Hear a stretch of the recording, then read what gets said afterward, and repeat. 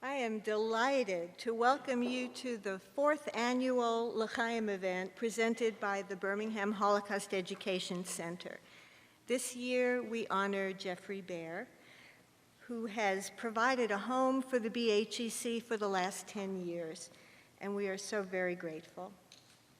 We also celebrate the wonderful generosity of the Birmingham community in our 2014 fundraising campaign, which has exceeded our goals and expectations. Again, we are very grateful. You'll hear more about our fundraising campaign and about Jeffrey Byrd a little later. Our program today is a mix of entertainment and education. Our theme is the prelude and the postlude to the Holocaust.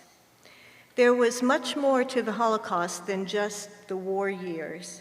And today we're going to recall the years leading up to World War II and the years following it. We'll start with a song. When I talked with Jeffrey in preparation for this program, I learned that his favorite music is jazz, and that his favorite jazz musician is Eric Essex. Then I learned from Anne Mullengarden, our Vice President of Education, that jazz was the target of Nazi propaganda in the 1930s. It was considered degenerate music. Why? Well, it was American, it was Black, it was Jewish. And who would have thought that jazz could be a teaching tool in Holocaust education? Now the Eric Essex Trio will play a beautiful song that you would not have heard had you lived in Germany in the 30s. It's from Porgy and Bess, George Gershwin's Black opera that premiered in 1935. The Eric Essex Trio.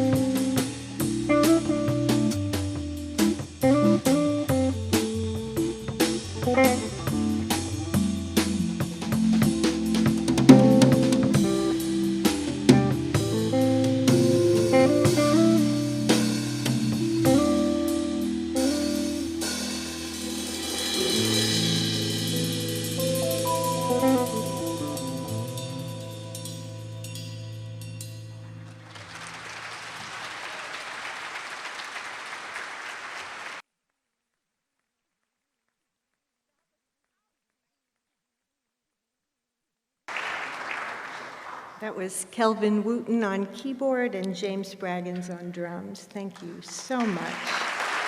Beautiful.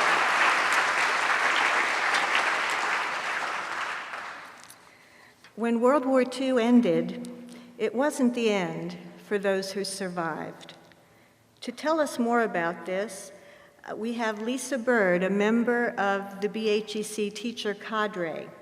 Lisa has taught English for 21 years, and she was named Jefferson County Teacher of the Year, 2006-2007. She proposed and piloted a course in Holocaust Studies in 2005 and continues to teach this course at Mortimer Jordan High School. As the recipient of 4 Brenda and Fred Friedman Teacher Scholarships for Advanced Holocaust Studies, Lisa has attended conferences and programs in New York, Washington, Poland, and Israel. Please welcome Lisa Byrd.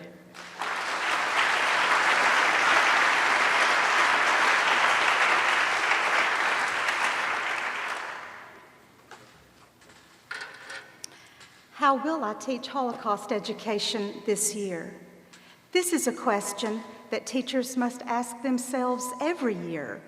What new perspective can I bring to my students that will expand their understanding of the depth and breadth and reality of the Holocaust? 6 million, trains, ghettos, gas chambers, Auschwitz. This is the Holocaust as most students learn it.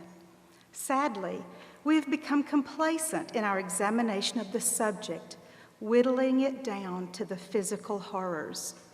In truth, the years leading up to World War II and the events following are as important to teaching the history of the Holocaust and the Jewish experience as are the terrible war years. The war in Europe ended on May the 8th, 1945. But for those Jews who had survived, the end of the war brought the beginning of a long and difficult period of displacement. Their suffering was not over. Many of them learned that they were the only survivor from their family, sometimes the only survivor from an entire community. They emerged from concentration camps and hiding places to discover a world in which they had no place. Immigration opportunities were very limited. Camps for displaced persons, DP camps, were created. Several of our own survivors who are here with us today experienced the sad and difficult aftermath of the war in Europe. Martin Aaron was liberated from the German concentration camp of Bergen-Belsen. He was skin and bones, too weak even to stand, the only member of his family who survived. He spent some time in a hospital, then returned to Bergen-Belsen, which had been converted into a DP camp, the only all-Jewish DP camp. It was 1948 before Martin was able to make arrangements to come to the United States. For Reva Hirsch, freedom came in 1945 when the nuns who had been hiding her in a bunker for 2 years opened the door and told her to go. But to where? She was only 12 years old and so weak she was barely able to walk. In 1946, she tried to immigrate to Palestine, but was not allowed entry. She was taken to a DP camp in Cyprus for 2 years. She finally arrived in Israel in 1948, where she met and married Isaac Hirsch of blessed memory, another Holocaust survivor. They came to the United States in 1962. Max Steinmetz was liberated outside of Dachau by American troops in May 1945. He was cared for in a hospital in Munich. Max was given the opportunity of going to school and was able to continue his high school education. He had family in the United States that was able to provide him with the required affidavit for entry. And in 1948, he was able to obtain a visa to immigrate. For Max Herzl, liberation brought the cruel reality that his father had perished at Buchenwald just 93 days before liberation. As Belgian citizens, Max and his brother were able to come to the United States 3 years later under the Belgian quota. A visa was more difficult to acquire for Max's mother, who was a Polish citizen. She was unable to join her sons for 6 years. Sisters Ilse Nathan and Ruth Siegler were abandoned on a death march toward the end of the war and found themselves alone among Russian soldiers. With no direction, they even contemplated suicide. The only thing that kept them alive was the hope of finding family. Sick and weak, they recuperated in Polish hospitals and eventually made their way to Holland, where they discovered an aunt and uncle who had survived in hiding.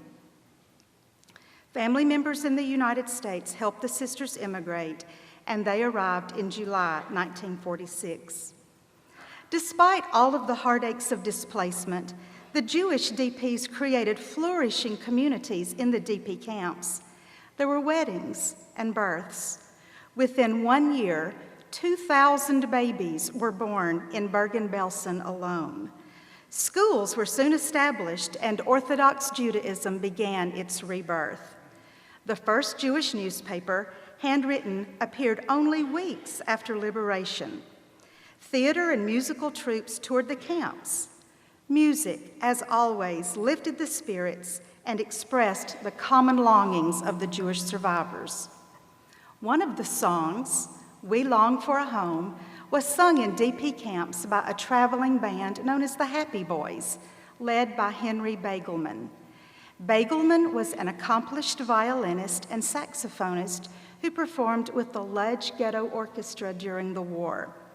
He formed the traveling jazz band in 1946 with the help of an American Army captain who outfitted the band with instruments and suits. Begelman wrote the lyrics to this song and set it to a pre-war Yiddish tune by Stransky. Cantor Jessica Raskin will sing the song in Yiddish and then in English. Please welcome Cantor Raskin.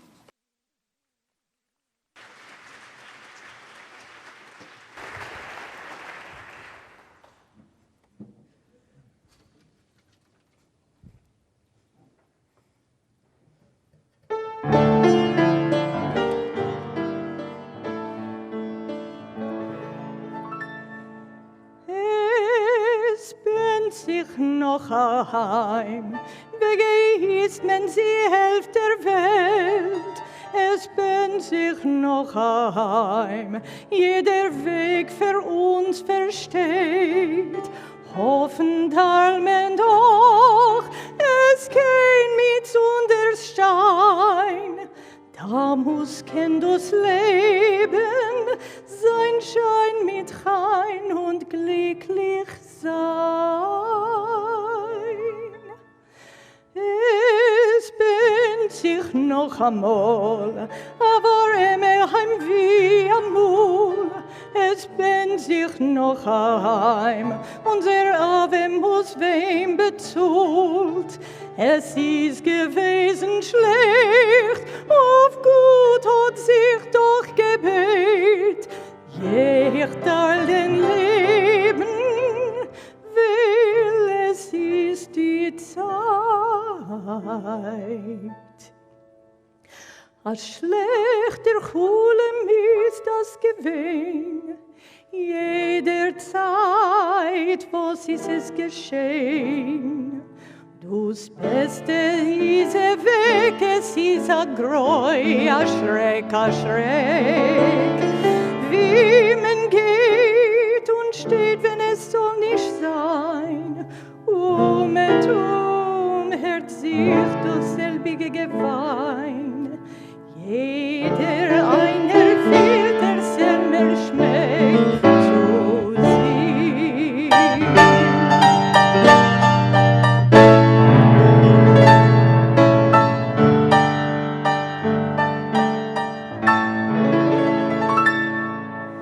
We long for a home. Where can we find our place? We long for a home. Each road is closed to us. We must keep on hoping. We can't do otherwise. That beauty, charm, and promise will come again into our lives.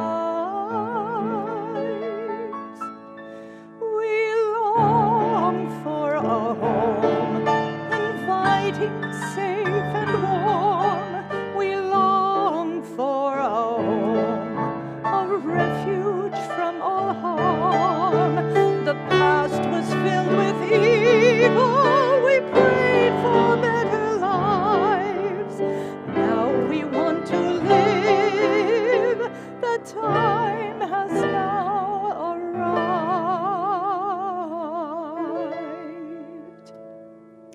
It was like a dream gone bad. Pain and grief were all we had. All the good times fled, then only suffering and dread. We survived, but we're alone. Still no place to call our own. You would feel the same deep down as I.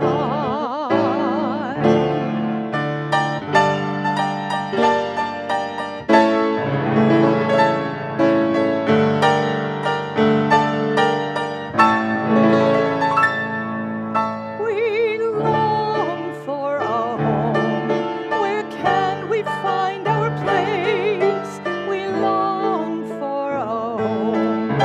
Each road is closed to us. We must keep on hoping. We can't do otherwise. That beauty, charm, and promise will come again into our lives. We long for a home, inviting, safe, and warm. We long for a home, a refuge from all harm. The past was filled with evil. We prayed for better lives. Now we want to live. The time has now arrived.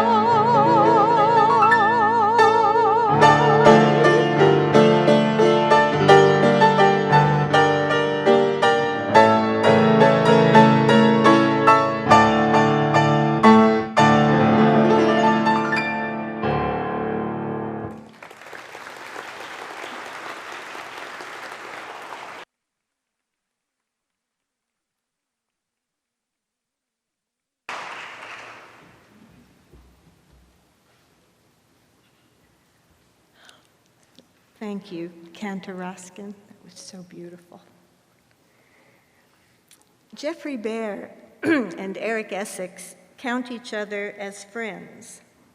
I know they're like-minded in their belief that we can do a better job as a civilization of breaking down the silos, as I've heard Jeffrey say. Eric's latest album is called Evolution, and it's dedicated to the memory of the 4 little girls who perished in the 16th Street Baptist Church in 1963. The album cover includes this quote from John F. Kennedy: "We must seek, above all, a world of peace, a world in which people dwell together in mutual respect and work together in mutual regard." Ladies and gentlemen, Eric Essex.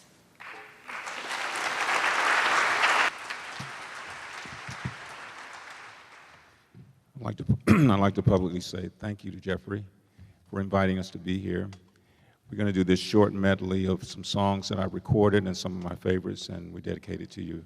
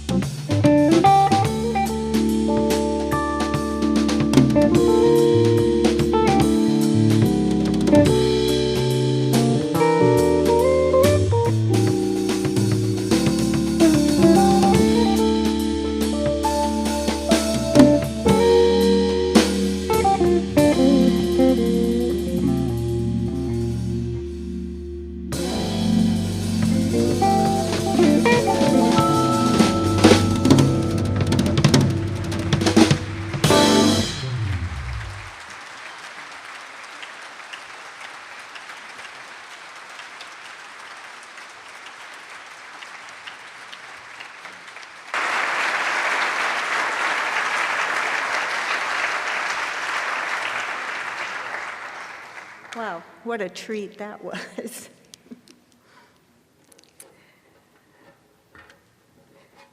Well, as you know, there was a long prelude to the Holocaust that began with anti-Semitism and escalated to discrimination, persecution, violence, and finally genocide. What the Anti-Defamation League calls the pyramid of hate. So what does this progression have to do with us today? Members of the Seasoned Performers and Hoover High School Theater will now present The Slippery Slope.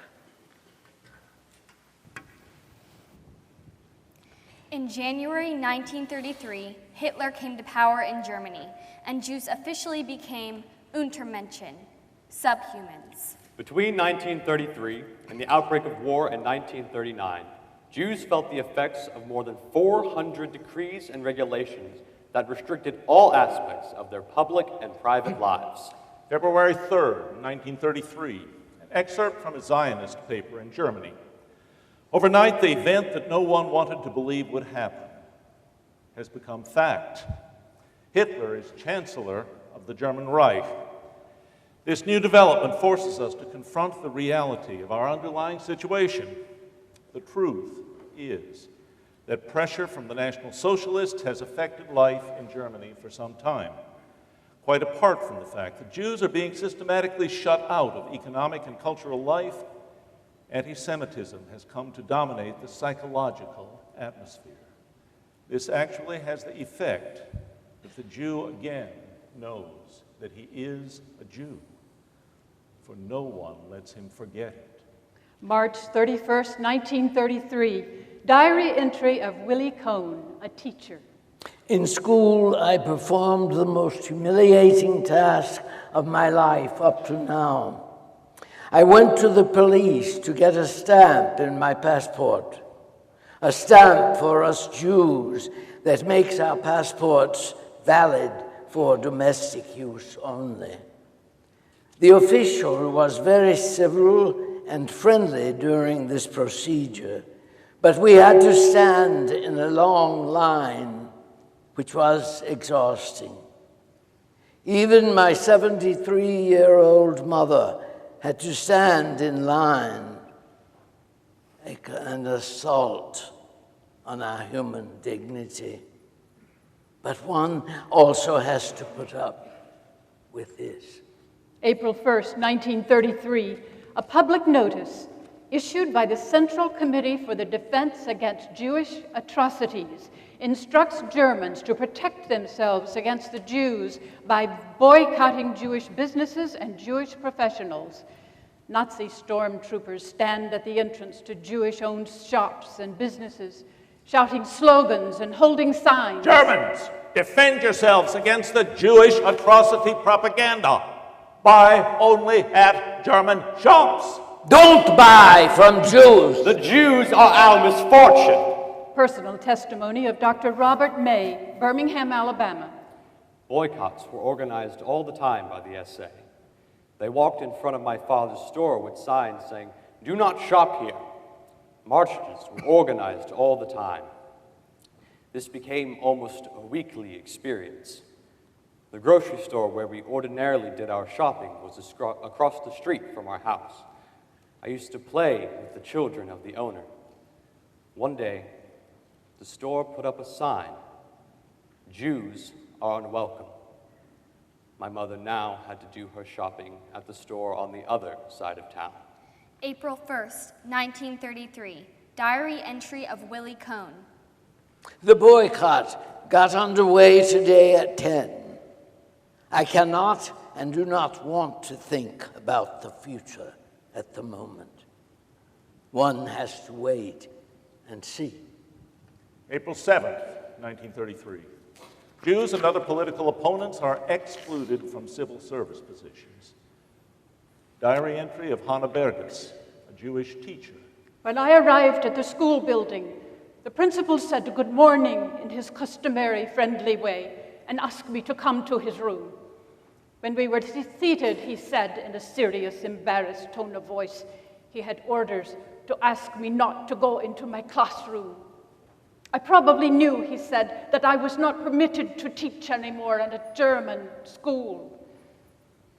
I did know, But was it to happen so abruptly?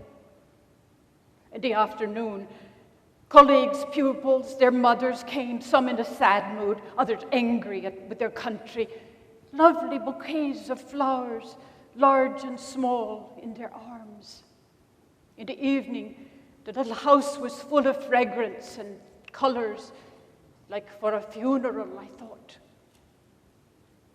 And indeed, this was the funeral of my time teaching at a German public school. April 25th, 1933. The number of Jewish students in any one public school is limited to no more than 5% of the total student population. There has been nothing in social history more implacable, more heartless, more devastating than the present policy in Germany against the Jews. It is definitely the aim of the government, no matter what it may say to the outside or in Germany, to eliminate the Jews from German life. The Ministry of Posts rules that henceforth, when trying to spell a word over the telephone, a caller may no longer say D as in David, because David is a Jewish name. The caller has to use Dora. Samuel becomes Siegfried,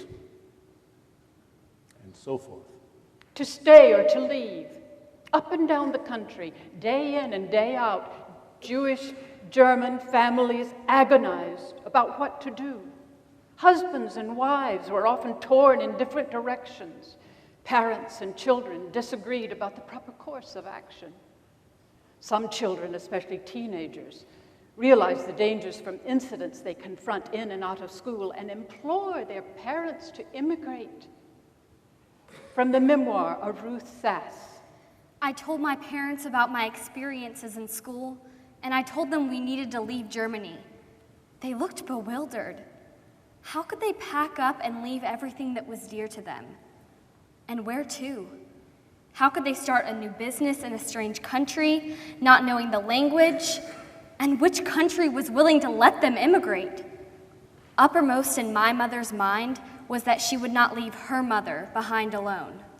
Evil seeds of anti-Semitism take root and grow in young minds. Jewish children suffer humiliation and injury in Germany and in other Eastern European countries. Personal testimony of Jack Bass, Birmingham, Alabama. When I was 8 years old, I was required by my teacher to recite a demeaning anti-Semitic passage from the poem "The Tree Which Wanted to Change Its Leaves" by Friedrich Ruckart. Each time this poem was read in class, I was called upon to tell the story of a bearded Jew who stole the golden leaves from a beautiful tree in the forest. When I recited those lines, the other children looked at me with disdain. I felt they were thinking, "Those dirty Jews, they spoil everything that is good and beautiful." Romania, personal testimony of Max Steinmetz, Birmingham, Alabama. We went to religious school until 7 o'clock at night. In the wintertime, it was very dark. We had to cross a bridge. We lived on the other side of the river. 6 or 8 of us would walk together. We felt more secure and safer by walking together. The other boys would let us get in the middle of the bridge, and they would block both entrances, both sides of the bridge. And they would start beating us up. Yes. They would beat us up on the bridge. There were occasions when many of us jumped into the water to get away from it. Poland, personal testimony of Isaac Hirsch, Birmingham, Alabama. I was the only Jewish boy on my school soccer team, and I was the star player. But off the field, I was just a Jew. There was a bridge near our school that we crossed each day. The non-Jewish boys would hide and wait for the Jewish children to come by. They would throw rocks at us, call us ugly names, and pick fights. The only way I could protect myself was by calling out, "It's me, Isaac, the soccer player." When they recognized me, they would stop attacking us, at least until the next time. September 15, 1935, the Nuremberg laws are passed. Jews are not legal citizens, but legal subjects. A Jew is defined as someone with 3 or 4 Jewish grandparents. A mixed blood Jew is defined as someone with 1 or 2 Jewish grandparents. Many Germans who have not practiced Judaism for years find themselves caught in the grip of Nazi terror. Even people with Jewish grandparents who had converted to Christianity are now defined as Jews. Jews may not marry or have sexual relations with non-Jews. Jewish patients can no longer be admitted to municipal hospitals. Judges cannot cite legal commentaries or opinions written by Jewish authors. Jewish officers are expelled from the army. 1936, Romania. Personal testimony of Max Steinmetz, Birmingham, Alabama. I was 10 or 11 years old. We already knew what was going on because we saw it in the papers. We heard it on the radio, and we were aware of what was happening. We kept saying it won't happen here, it only happens in Germany. And when it moved on to Poland, we said it's happening in Poland. But it won't happen here because our friends, our neighbors would not allow them to do it. We were all wrong. When it happened in our town, we were mortified. We saw it coming gradually. Each and every day you expect something worse, and it happens. A week later, it's much worse, and a week later, it's even worse than that. 1937, the government forbids Jewish doctors to treat non-Jews and revokes the licenses of Jewish lawyers to practice law.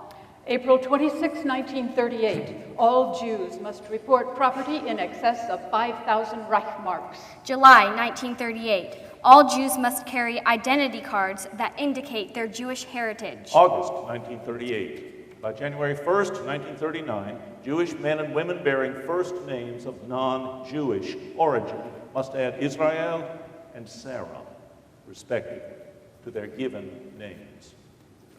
August 25th, 1938, diary entry of Louisa Zolowitz. One's soul longs for some light, even a glimmer, though it is, of course, just a form of running away from oneself, a numbing.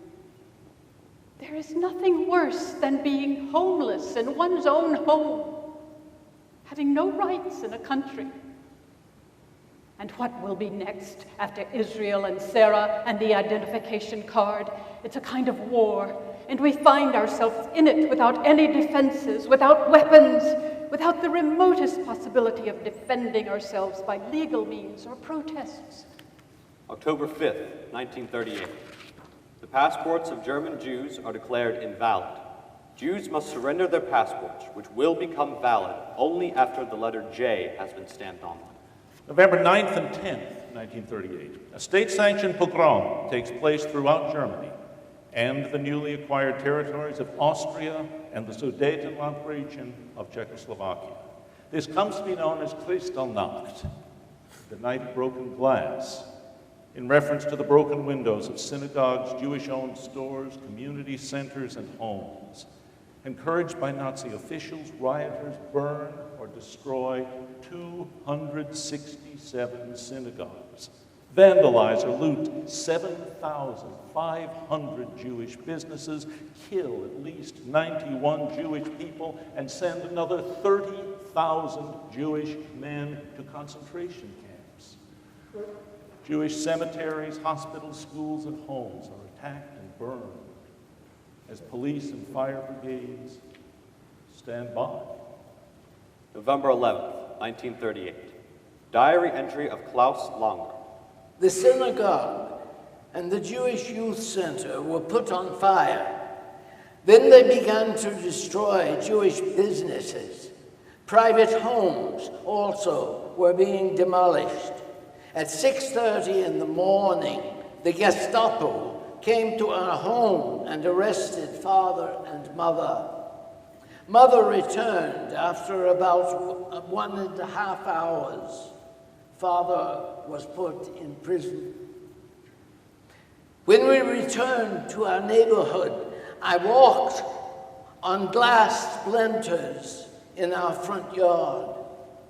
I ran into our apartment and found unbelievable destruction in every room. My parents' instruments were destroyed. The dishes were broken. The windows were broken. Furniture upturned. The desk was turned over. Drawers and mirrors were broken, and the radio smashed. In the evening, Mother brought gold and other valuables for safekeeping to Christian acquaintances.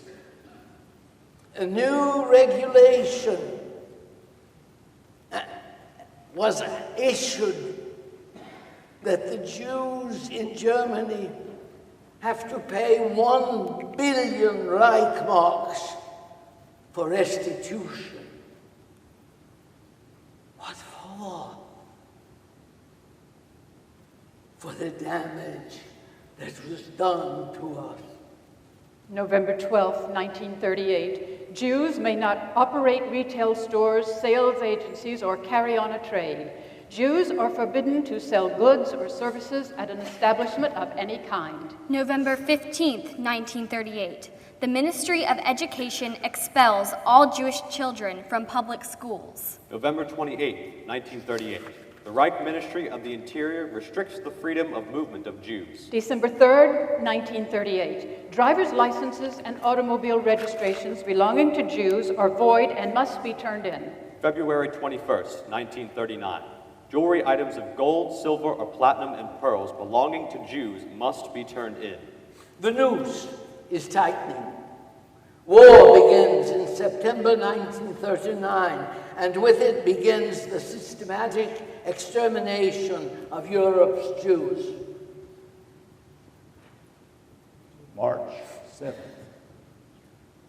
2014, France.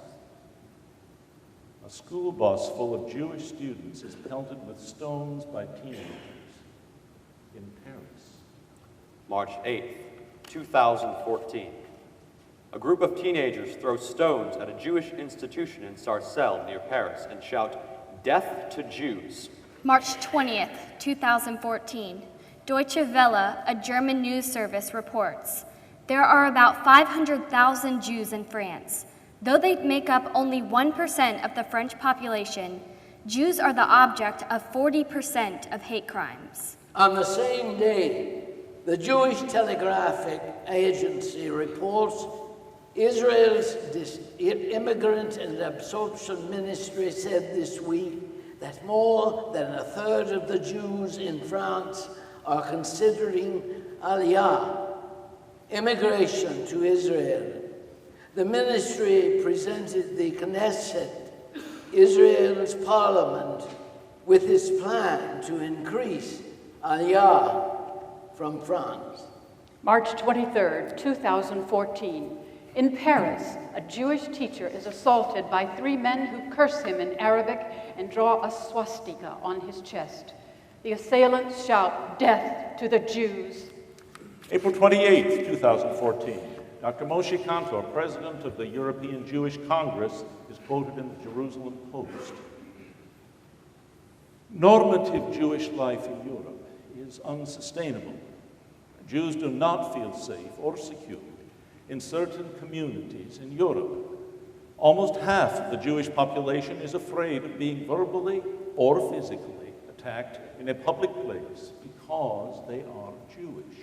And a fourth of Jews will not wear anything that identifies them as Jewish or go near a Jewish institution for fear of attack. May 18th, 2014, Paris. A mother and her 6-month-old baby are assaulted while waiting for a bus. The assailant, a woman, shakes the baby stroller, shouting, "Dirty Jewess!" Enough with your children already. You Jews have too many children. Screw you.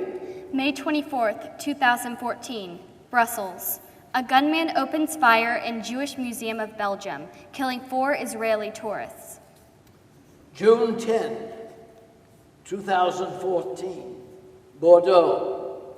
Stars of David are spray painted on several houses belonging to Jews.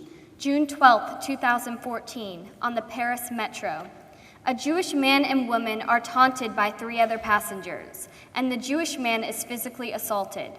A 14-year-old Jewish girl is also assaulted by 4 teens while traveling to her school in northeastern Paris. June 16, 2014. Dr. Moshe Kantor is quoted in the Jerusalem Post. I have more serious thoughts than before. Recent incidents in Europe have completely changed my understanding of the situation. The political leaders in Europe do not understand the problem and have to wake up to what is going on. The most important thing to look at is not the number of incidents, but at how governments are reacting to them. France and Belgium are waiting for something terrible to happen in order to take action. This is not acceptable.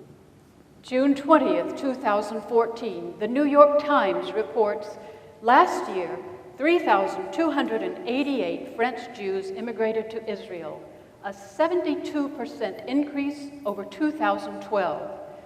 For the first time since 1948, the year Israel was founded, French immigrants surpassed the number of American immigrants. July 11th, 2014. In a Paris suburb, a firebomb is thrown at the entrance to a synagogue. July 12th, 2014. In a neighborhood of Paris, a pro-Palestinian crowd gathers outside of a synagogue and chants about slaughtering Jews. July 13, 2014. A riot by Palestinian sympathizers outside the Synagogue de la Raquette in central Paris traps 200 Jews inside the building. A street brawl ensues between the rioters and dozens of Jewish men who arrive to defend the synagogue.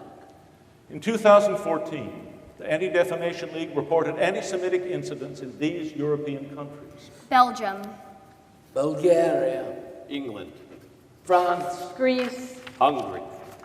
Italy, Sweden, Ukraine. We must be vigilant. We must be vocal. the slope is slippery. and we know where it can end.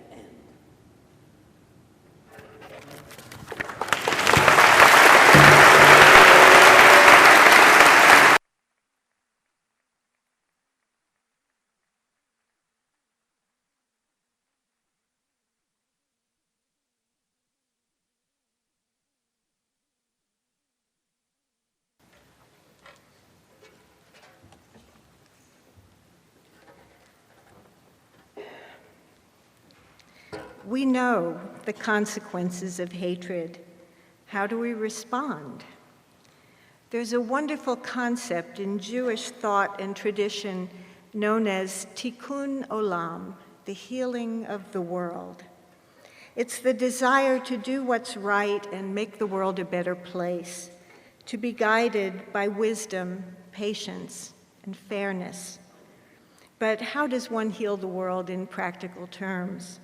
Well, we heal the world through education, by building bridges, by leveraging our like-mindedness, by standing firm, speaking out, teaching, rallying, rescuing, resisting, fighting. We're all in it together, and the healing of the world is a noble goal. Please welcome the Birmingham Community Mass Choir.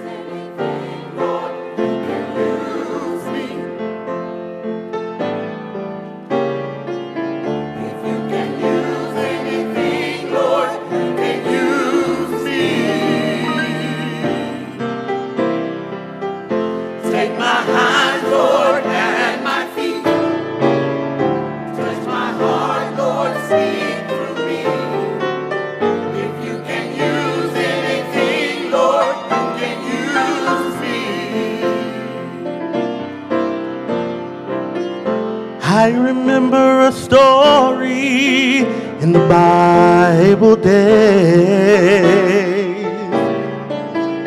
Took a shepherd boy, David, with a sling in his hand.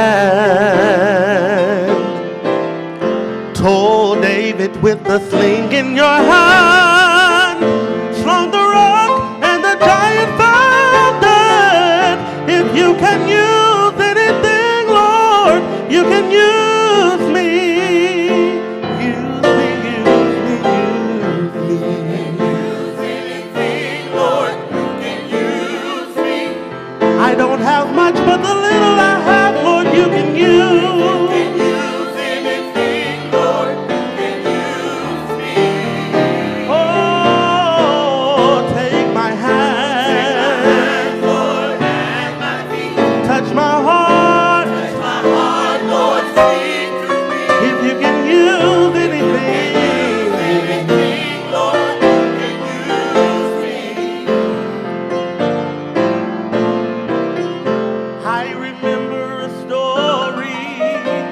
I remember it well.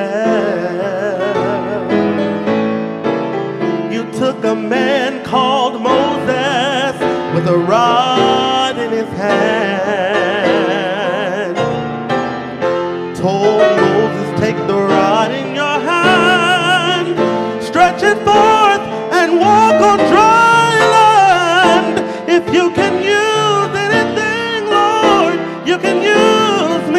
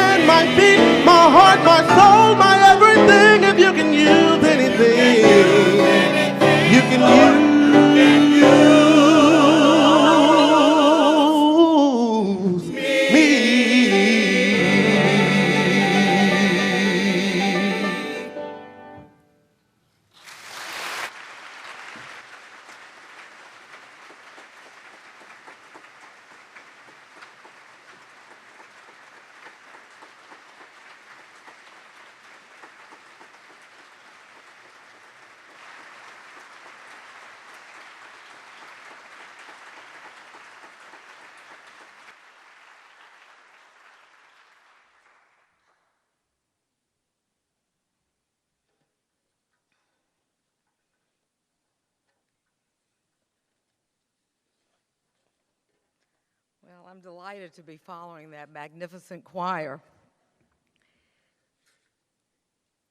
Think for a minute about young people in the United States, in Europe, or anywhere in the world who have no clue what hate and prejudice can lead to, who have never heard of the Holocaust and certainly have never met anyone who lived through it. Then consider the people of Alabama who have heard a survivor speak, or shaken their hand, or maybe hugged their neck, or have seen the Darkness into Life exhibit, or who sit in a classroom of Alabama teachers like Lisa Byrd, trained by the BHEC, who teach histories and lessons of the Holocaust.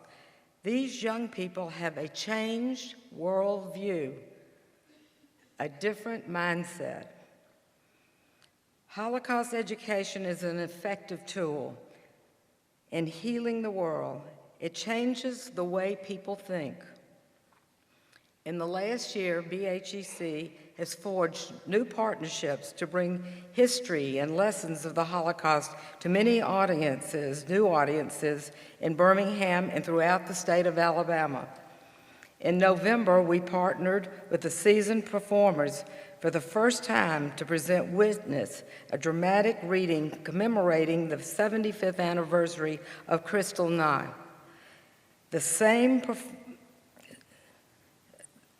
In March, the BHEC, the Holocaust film series, played to a packed house at the Emmett O'Neill Library, and our Brown Bag Lunch series at the Birmingham Public Library was standing room only. In April, Mona Goldbeck dazzled us with the performance of the children of Williston Lane during the community Yom HaShoah commemoration at Samford University. This was the culmination of a year-long educational project involving 1,200 students and their teachers from Jefferson County and beyond. This same presentation is off Broadway today. Many of you experienced these programs, and even more was going on behind the scene in training teachers, Darkness into Life exhibits, and survivors speaking engagements. Now we have finished a very successful campaign which will change the future of BHEC. I'm delighted to announce that we exceeded last year's goal by 48% and have raised it's so big I can't say, $153,000. Sorry.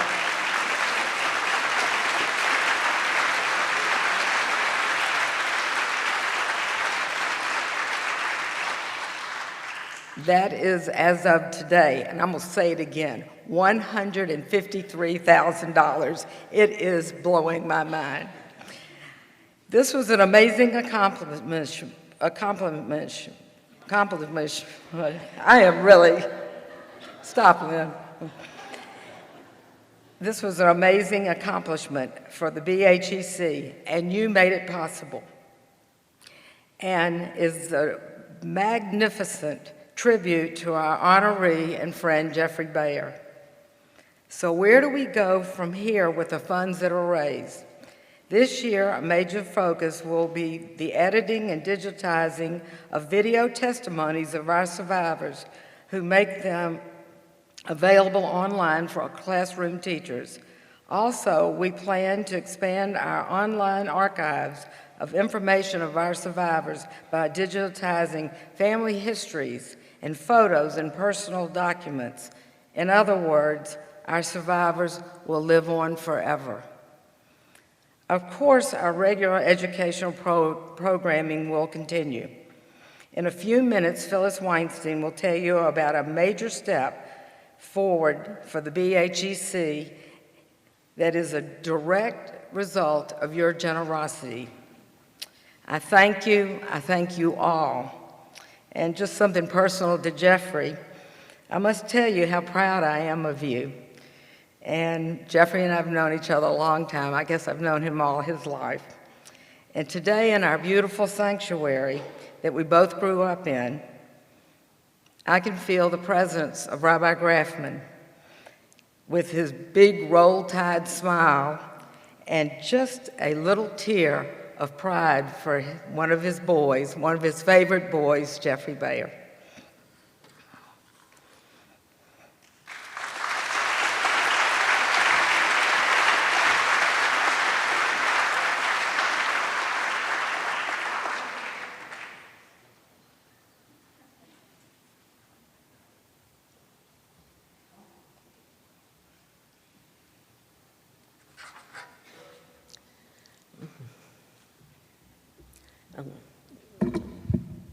Thank you.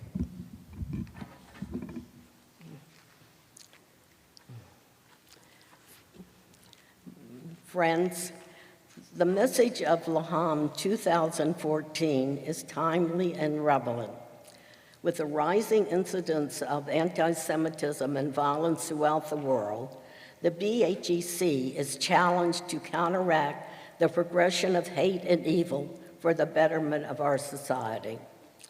The Slippery Slope was crafted by Deborah Lehman from news reports, letters, diaries, and was presented beautifully by our seasoned players. We are indebted to Deborah for her creative talents and for bringing together a unique, powerful, diverse program of music, education, and inspiration. Deborah, thank you.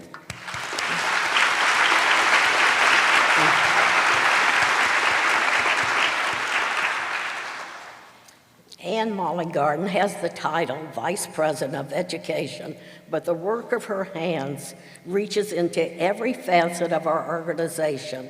We would not be where we are today without her dedication and commitment.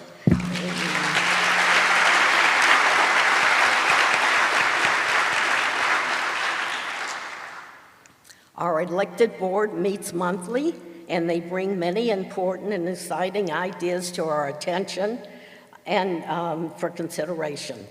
I would like to introduce you to these wonderful people. Will our BHEC board members please stand? Don't be bashful.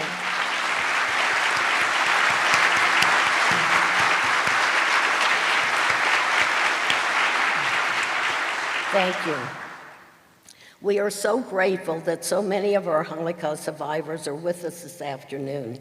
After the program, please take a few minutes to look at the display in the atrium of letters our survivors have received from students and teachers all over the state who clearly share our deep appreciation for these very special men and women. Thank you to Mitzi Levin, Pam Ball, and Kelly Kahn for creating this wonderful exhibit downstairs. And now I would like you to meet our Holocaust survivors. Would you please stand as I introduce you, please? The Holocaust, yes, okay. Max Steinmetz.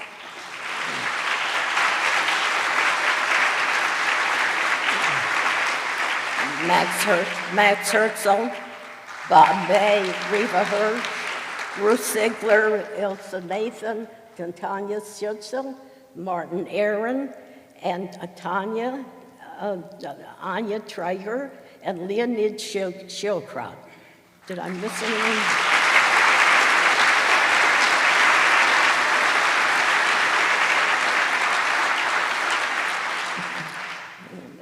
Please join us in the Abrams Hall for a reception, which started out as a dessert reception, and it has evolved into a dessert and hors d'oeuvre reception, thanks to the generosity of restaurants in Bear Properties, Seasons 52, Zoe's, and Whole Foods. Special thanks to Sharon Goldstein for organizing this reception. That courtesy.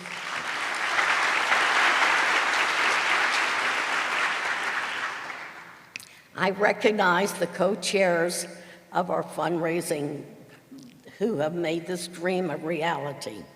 Kathy and Edgar,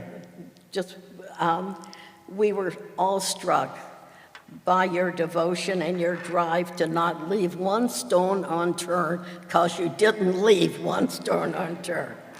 The realities speak for themselves.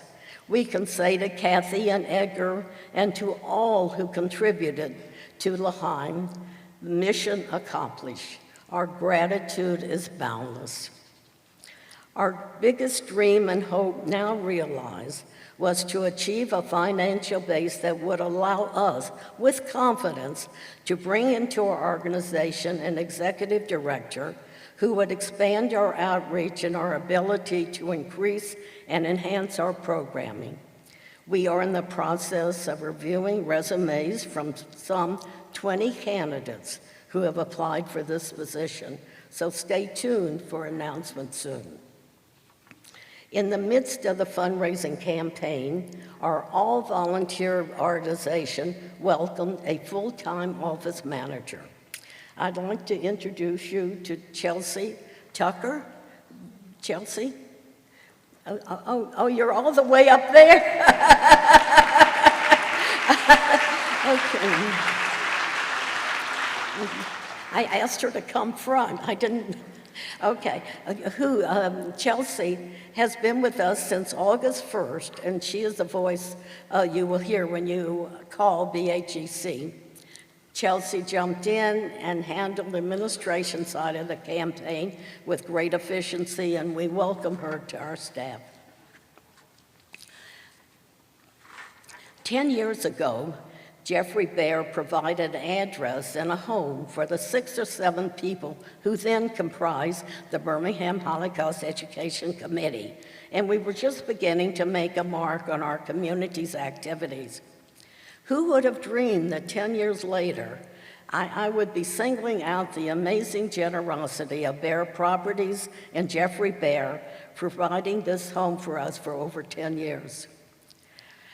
We were astounded to learn recently that this generosity amounts to an in-kind donation of as much as $2 million. Wow.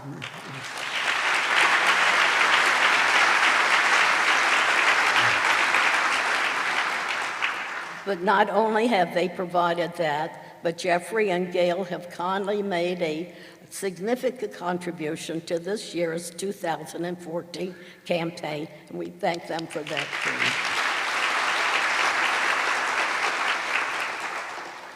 So Jeffrey, to you, your partners, and your excellent staff, we thank you for helping us to succeed in bringing the history and the lessons of the Holocaust not only to countless students who we hope will grow up to be responsible citizens, but to the many women and many others we reach through our diverse program in Birmingham and throughout the state.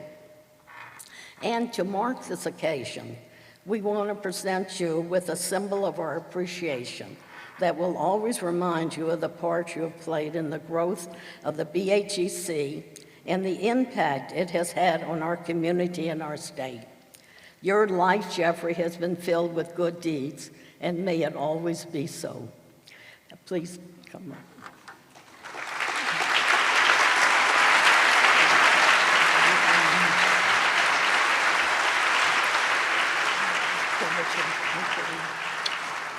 Pretty heavy, man. Pretty heavy.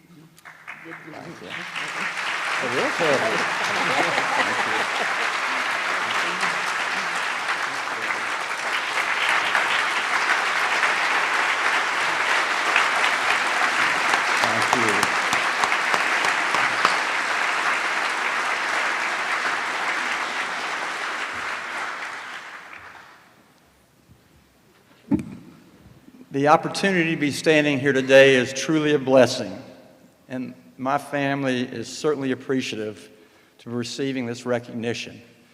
However, I would also like to include my business partners, Susan and David Silverstein, John and Sue Rotenstrike, for it is the three of us who have provided a home to the Birmingham Holocaust Education Center for their most important work. So why have we provided a home for the center for 10 years? Today we listen to the press and the world focus on Israel and the Palestinians. We as members of the Jewish faith again focus on anti-Semitism and what it may lead to again. However, those same persons and news organizations are definitely silent as Christians are being slaughtered in the Middle East and Africa. Entire Christian communities are being eliminated after living in peace for centuries. Muslims are killing Muslims. There seems to be evil everywhere. We as people of morality just don't understand how others live their lives that way. People have asked for decades why European Jews silently went to be slaughtered. Was it because they just could not comprehend there were people in the world who believed in such a totality of evil? Yes, the Jewish people have a mission to not let the world forget and to deliver a message that it will never happen again. But the Holocaust Center has a much broader mission, in my view. We as free people cannot live quietly as zealots around the world state their mission, which is to destroy us. Hitler clearly told the world, and so many pretended, that nothing was happening.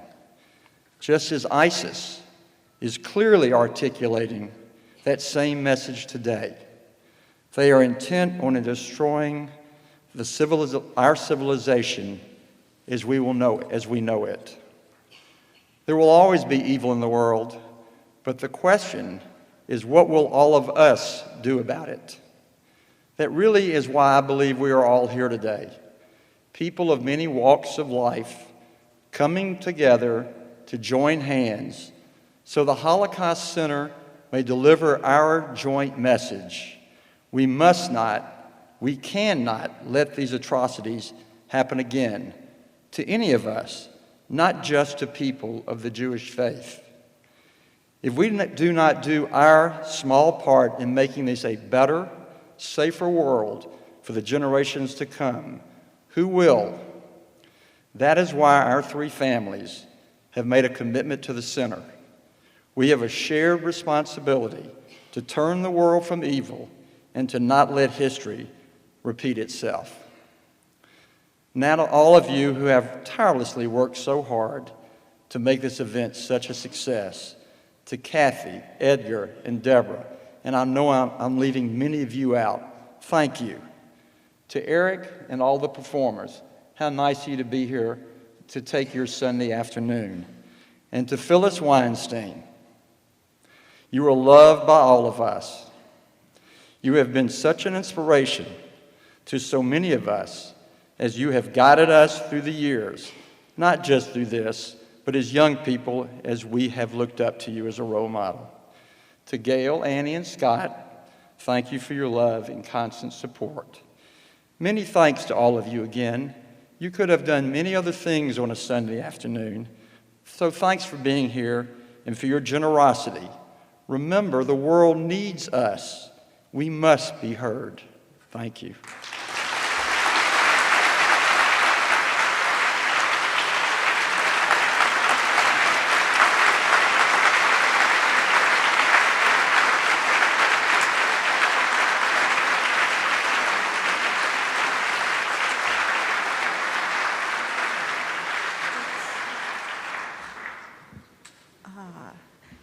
The choir will come back up and cantor Raskin. We're going to close with one final song, and then you will be dismissed. And please join us downstairs for some refreshments. Please welcome again cantor Jessica Raskin, accompanied by Paul Musteller, and the Birmingham Community Mass Choir, directed by Reverend Prince Yelder.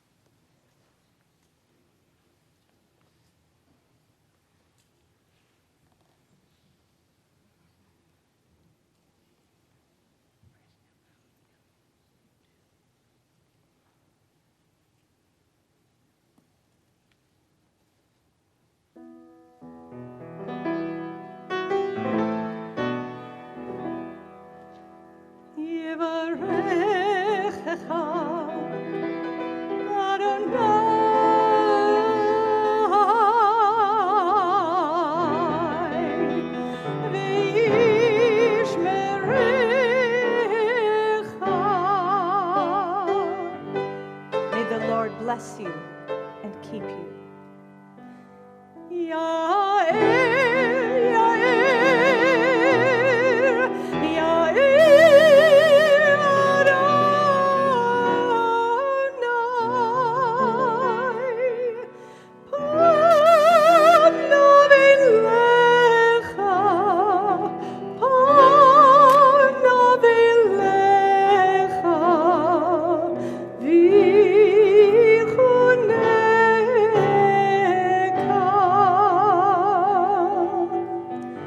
the Lord make his countenance to shine upon you and be gracious unto you.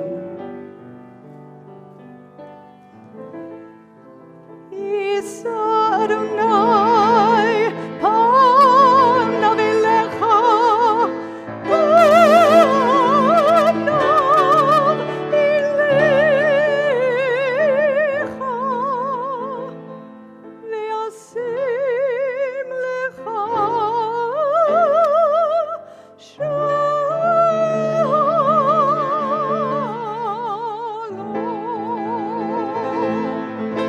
May the Lord shine his countenance on you and grant you a full life of joy, love, and peace for you, for Israel, and for all mankind. As together we say, Amen.